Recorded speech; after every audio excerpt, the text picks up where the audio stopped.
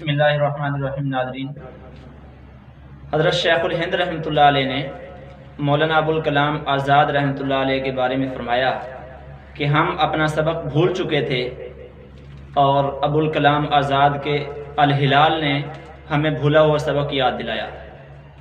और मौलाना अबुल कलाम आज़ाद का जब नाम लिया गया तहरीक के लिए, तहरीक आज़ादी के लिए, और शेखुल हिंद रहमतुल्लाह अलैह के सामने पेश किया गया, तो शेखुल हिंद रहमतुल्लाह अलैह ने फरमाया कि यही शख्स इसके काबिल है कि वो इस तहरीक की क़ियादत कर सके।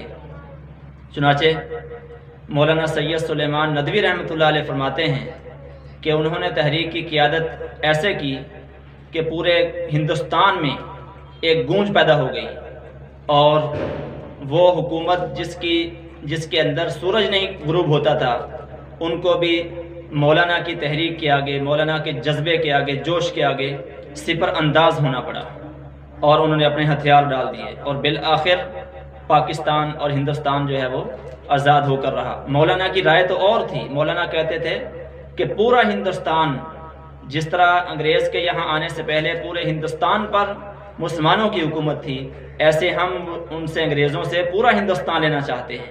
बहरहाल सैयद सुलेमान नदवी के अल्फाज में, रहमतुल्लाह अलैह के अल्फाज में, कि मौलाना की तहरीक ऐसी जानदार थी कि उसके सामने अंग्रेज़ को हथियार डालना पड़े।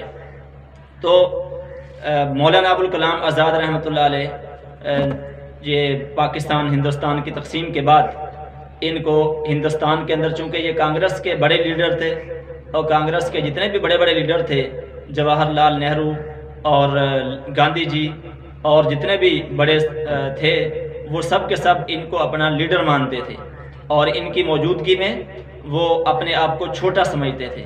चुनाचे इनकी वफ़ात पर सब ने बड़े बड़े कलिमात कहे, और इनके बाद जब ये पाकिस्तान आज़ाद हो गया, हिंदुस्तान बन गया, पाकिस्तान बन गया, तो उसके बाद कांग्रेस ने इनको इंडिया का एजुकेशन मिनिस्टर रखा और ये मौत तक एजुकेशन मिनिस्टर रहे। फिर 11 नवंबर इनका बर्थडे है, तो उसको उस वक्त 11 नवंबर को इंडिया में एजुकेशन डे मनाया जाता है। जब 11 नवंबर आता है तो मौलाना आज़ाद की याद में एजुकेशन डे मनाते हैं। और मौलाना आज़ाद रहमतुल्लाह अलैह तालीम पर बहुत ज़्यादा ज़ोर देते थे, मर्दों की तालीम पर, औरतों की तालीम पर, और तालीम कारोबार के लिए नहीं बल्कि तालीम को मकसद बनाने पर ज़ोर देते थे कि तालीम को एक मकसद के तौर पर, ज़िंदगी गुजारने का मकसद के तौर पर अपनाओ। चुनाचे मौलाना आज़ाद रहमतुल्लाह अलैह ने जामिया मिल्लिया इस्लामिया की बुनियाद रखी।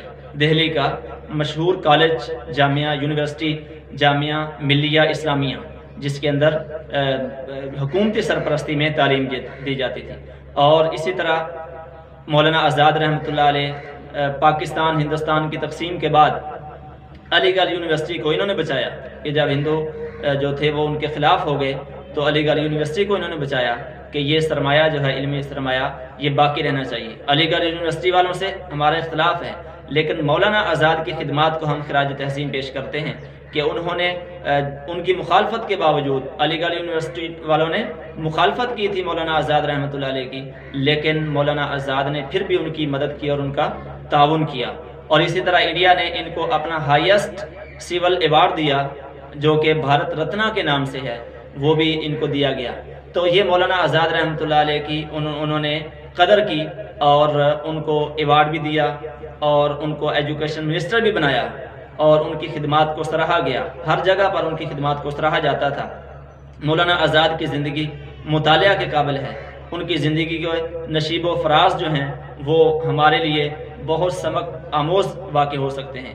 ख़ास तौर पर उनकी जो जुमले हैं, बड़ी लंबी दास्तान को बड़े मुख्तसर जुमलों में, आसान पेराए में और मुख्तसर जुमलों में बयान करना उनके बाहियात का खेल था। अल्लाह ताला जल्ला शानुहु मौलाना की ज़िंदगी, मौलाना का जो कब्र है उस पर रहमत नाज़िल फरमाए, और अल्लाह ताला जल्ला शानुहु मौलाना की जो फ़िक्र थी वो हमें भी नसीब फरमाए।